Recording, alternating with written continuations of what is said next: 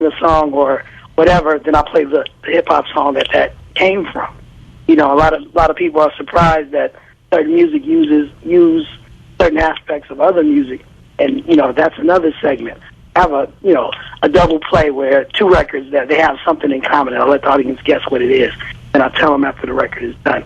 And like I said, the way I'm gonna play my M.A.S.K record is because I have a segment called Old to the New, where I play new songs by classic artists. Oh, okay. I run it.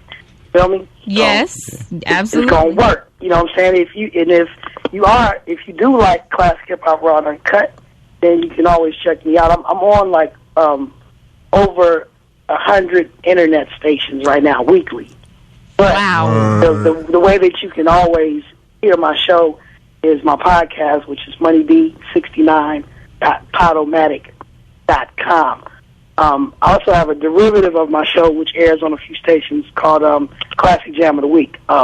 Chuck D has a radio show, a terrestrial radio show in New York, 99.5, I forget what it is. Mm-hmm. But basically it's a segment called Classic Jam of the Week, where, you know, I play a song, but usually what I do is I take like 30 seconds from an interview and just have the artist actually speak on an instance of about that song or just about the era or whatnot.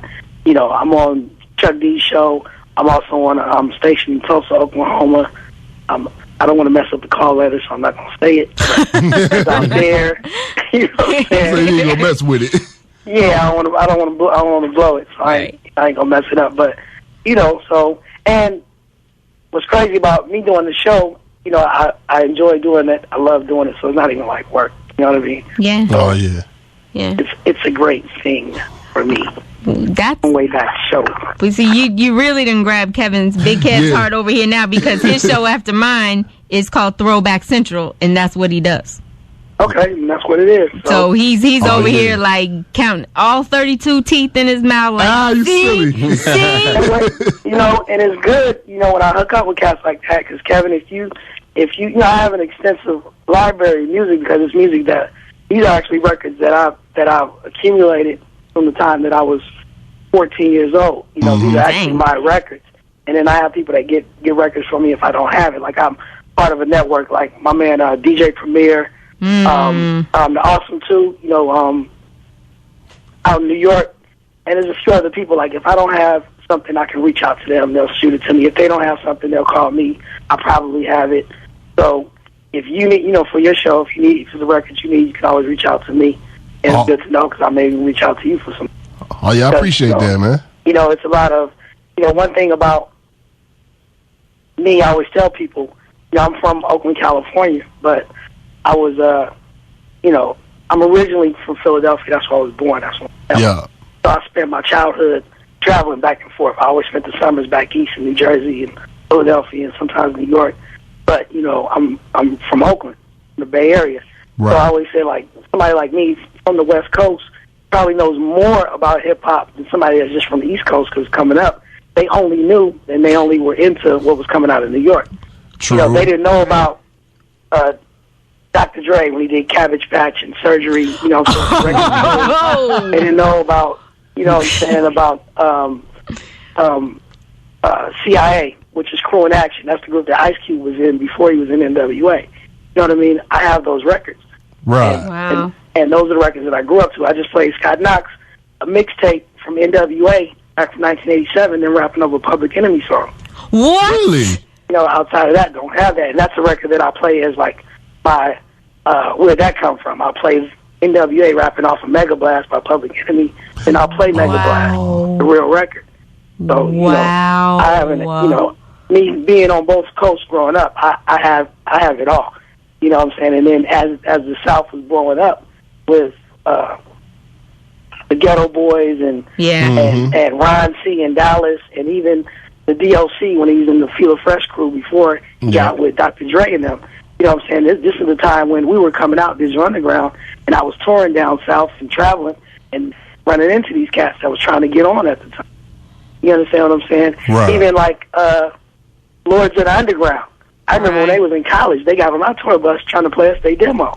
You know what I'm saying? You know, Do It All is about to be on right after you. Yeah, Do It All about that. He might remember it. We'll definitely ask him. Oh, yeah. You know what I'm saying? Because I remember that, because my man Saphir, he's like, yo, these cats, they dope. And it was dope. But they was in college, I think, I want to say North Carolina somewhere. But I remember them, and they was like, yo, we trying to do it. And then next thing you know, they did it. Yeah, they did. You know, I have a lot of history, and I have stories, and I'm definitely extensive in my knowledge about the hip hop from the beginning, and that whole era, and even up until now. You just really messed up. You really just messed up saying that, because then that means that I have to make you come back. Yeah, for real. So good. I'm doing that again. Just want you to know that means I will be calling on you again and asking you for stories. Like, what do you want to come tell us now? Right. Okay. That's you want to know. I love that. And I'm going to ask you one last question, because Do It All was supposed to call in already, and I'm quite sure he's anxious to talk about jumping on your tour bus now. One last question, and you and I kind of touched on this a little bit briefly earlier. Everybody has a Tupac story post the Tupac. I want to hear about Tupac when it was still a TU. Okay. Anything anything stand out that in particular that you might want to share real fast? I mean, Pac really, I always tell everybody, people know Pac being like the, so thugged out and so this and that and the other, but my experience with Tupac, I was a year and a half older than him. So, when we were coming out, even when we did Do What You Like, his record was not, he was there. Part of Strictly Dope, we were producing his music. But because we were the closest in age from anybody in Digital Underground, when he come out to Oakland, basically we was together. When we went out on tour, we had the room together. But, our relationship was that of, and even kind of like even with me and Knoxx, we always clowning, and just every time I was with Pac, we were laughing like nonstop. For real. He was a kid. He used to love to joke and clown. We talk about each other's mamas on the radio. And, like if you ever see old clips of MTV jams or whatever, anywhere we could crack on each other. The biggest stage that we could do it, we would do it. Like, make sure you listen to this, and just having fun. We was 18, 19 years old. So we was about chasing women and cracking jokes and kicking it. And that's really what it was. And what people don't know is Pac really was, he was, I would say, the most passionate person that I've ever met. Meaning that if he was your friend, then he loved you with a passion. He'd defend you. But if he didn't like you, he hated you with a passion. And he wouldn't spare no expense to try to, take you down.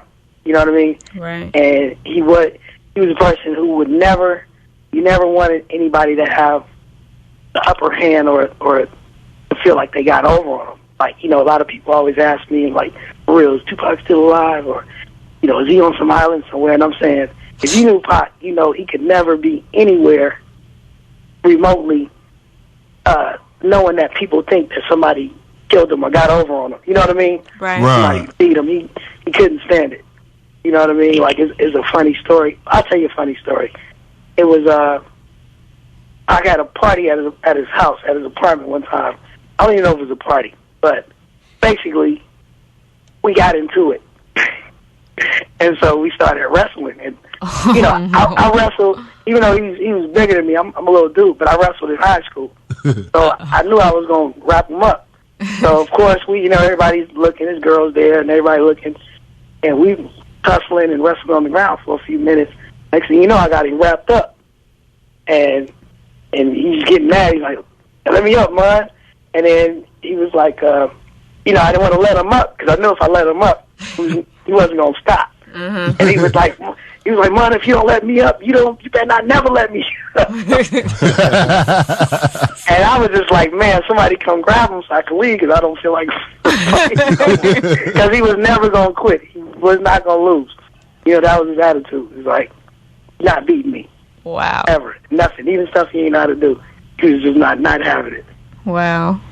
But he's the craziest business. I'll tell you that much. Okay. Thank you so much for sharing that. I think a lot of times people they get into these stories of legend and whatnot, and my thing has always been, and who told you